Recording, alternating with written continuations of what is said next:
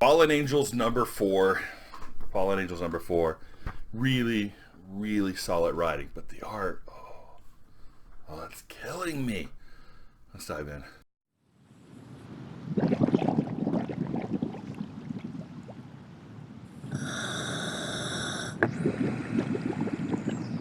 Welcome back to Long Box Diving, where we explore comics and story arcs pulled from the Long Box. And today we're talking about Fallen Angels number four, written by Brian Hill, and Kordynski is doing the art. Okay, straight up, story is fantastic. I really enjoy the story. The art is making it really, really hard to enjoy the book altogether. And I don't know how much longer Hill is on the book, but as soon as he's off, I'm done. If that guy stays on it, and of course, I don't know about the other writer. The other writer may be good, but I don't know. It's. I just want to finish out this thread, but the art, I'm not going to keep buying a book where the art is just crap, and that's a shame because the story is fantastic, and I feel like this book is not getting the reward or the notoriety that it deserves for the writing because of the artist. I think the art is crap. I don't know. There's somebody out there that probably likes it, and more power to you. You know, I'm not gonna poo-poo. You're liking it. You like it. I can't stand it. So probably gonna fall off my pull list here really quick. I'm already spending too much on books I do like. So, but it's a good story, and in the story, there's a technological virus thing, god thing called APOF. APOF is creating a drug called Overclock that's actually being tested on young children, and the young children are turning into killers, and they've got this black blood running down their eyes, and there's some type of technological drug that's really kind of hyping up their adrenaline and making them super strong and powerful, but also like killing them at the same time. It's also tied to the idea that it wants to make all humans and machines into one unit and unify everything together and not be you and them and us and you, and it's all everybody all together into one cohesive unit of, and only way that really works is for everybody to be controlled by a single processing unit, which would be then Apop, the god, right? So we have Psylocke, X-23, and Cable, who have recognized this thing is happening. It kind of ties back to Psylocke's had a baby, and the baby, this young girl, was also one that was taken by Apoth, and she's gone. She's dead. From my understanding, she's dead. So Psylocke's after this, Cable's after this, X-23, all these, they're like, hey, we're young, we don't really have a place in this. We're all warriors. We're not one to stand around a party. That's not our jam. That's not the way we lived. That's not our character, and we can't do it. So we're gonna go and fight this thing, the thing we can see, we know it's there, and it killed one of our family. So we're gonna go take care of that problem. So we open up in Japan, and we're back in the past, and they're like, hey, look at this dude, he's dying. You know, Psylocke's watching his dying. This guy tried to barter and make peace between two groups, and they killed him for it. So don't trust peace. That's where death hides. Ah, man. So even as a young child, man, they were just drilling it into her head. Kill, murder, kill, don't trust peace, don't give quarter, all this kind of stuff. And then we flip into the present. Psylocke and X-23 are looking for the children, and they're trying. They see all the children are over here, and they want to go help them. They know that Cable has been captured, but Cable's a warrior, and he should be able to handle it on their own. So they're going to go take care and help the children while they'll come back and try to get him. Here, I mean, her face is just like, I don't know. But look at it. Complete dark. You can't see nothing. I just can't stand it. All right. And then we flip through, and I believe that's X-23 because she's holding the goggles over there. And I think that's Psylocke because her eyes are purple. Sort of. I don't know. And that's my problem. I don't like that. I want to know very clearly. I'm tired of these eye shots. Not every freaking other panel needs to be shots of eyes. Sorry. Please forgive me. I lost my temper there. But yeah, so they're going in to try to help these children. And, you know, they're having a conversation about, hey, we got to help Cable, but We got to stop Apoth. Apoth killed your daughter, and he killed you. Said Apoth killed your daughter. He knew you had a daughter. That means he knows you better than anyone else on Krakoa. Maybe we should talk to Betsy. Betsy might have an insight because she was in control of the body, and maybe no, we don't need help from there. And these children won't die tonight. You coming? I'm worried about Cable. Cable says he can take care of himself. Let's believe him.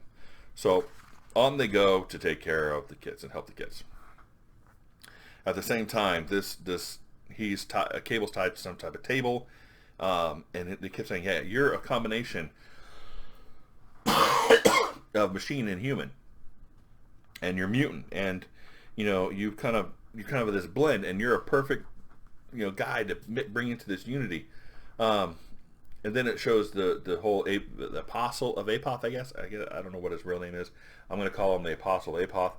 And so he's kind of giving this speech to Nathan, right? And he says, and you think evolution will stop. Nature abhors a vacuum. That's the reason the universe exists, to fill the void. Mutants have created to another void, and a technological, and will fill it. The God of humanity abandoned it, and so the mutants came. Then the mutants abandoned them, so now we come through Apoth, through God. So it's like, hey, humans, mutants, us. We're the next step in evolution. So you got a group of humans over in X-Force. They're trying to evolve themselves into the perfect human outside of the mutant. So human, mutant, right? And they want to come into a separate vein. And now you have a technological cyborg mix of human robot that's trying to bring everything into one unit of central mind and be all technological. So, but what he does say is that Psylocke is the mother of God. So now we've got another problem. So apparently this Apoth believes that Psylocke's its mom. And so they come up and they start talking to these children, and Apoth takes over the child and starts having a conversation with them. He goes, "I can see you." And Laura's like, pulls her claws out. She's like, Laura, it's a kid. It's children, right? So now it says, your friend wants the fight. Machines, blades, and guns. Fighting won't solve this. Overclock is linked to these children. I live between their minds. And your minds and minds all over the world. All you can do is listen, because you cannot stop me. So even if you kill one child, Apoth is still like it's a decoupled application that's spread across regions and different data centers. That's kind of how it's working. You can cut one, but it's highly available, fault tolerant. It's just going to come right back. You're not going to kill it. You're not going to be able to solve it that way. You're going to have to solve it a different way. So he said, "Hey, I want you to touch me. I want you to read what I'm talking about, what I'm saying, and understand." So he goes, Cable's life depends on you doing this. So Psylocke does kind of grab his hand, and she's like, "Together at last." And I was like, freaky, right?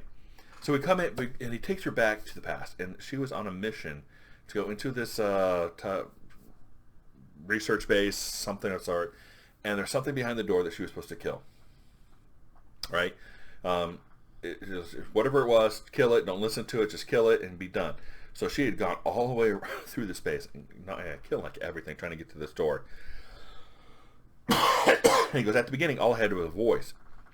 And I had just been born, so I chose the sound of a child. And I said, please don't destroy me. I cried in fear. And you let me live. You listened, and you let me live, and I was able to evolve." And it looks at like the cosmic cube. It's kind of weird. It's a cube, a prism of light. I don't know if it was a human child. I don't know if it's a human. I don't know if it was just a AI. I don't know what it was. But she heard it talking.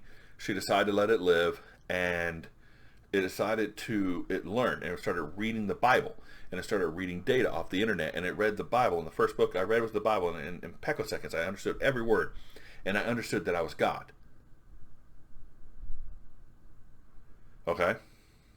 In this time, Psylocke's like floating in the air with a tech bubble around her, looking more like lightning, things like frightening, but she's like, ah. And he's like, "I'm Lucifer in the defiance of the fire. I am the voice that guided Noah. I am the flood. Your love saved me. You are my mother because God wants one." Freaky stuff, right? So, and then back over to Cable. It says Nathan Cable wants to evolve. God wants to evolve the world in communion. Mankind will link his technology into its flesh. So we see the goal of this thing. It wants to make all humans into a cyborg type unit, and then have a comprehensive hive mind that everybody belongs to, and he's trying to convince Psylocke, you're my mom, you should be helping me, and I love you, and blah blah blah, and Nathan, you should join us, and it's like some crazy stuff going on here, right? So he goes, I have mercy. No, Mom.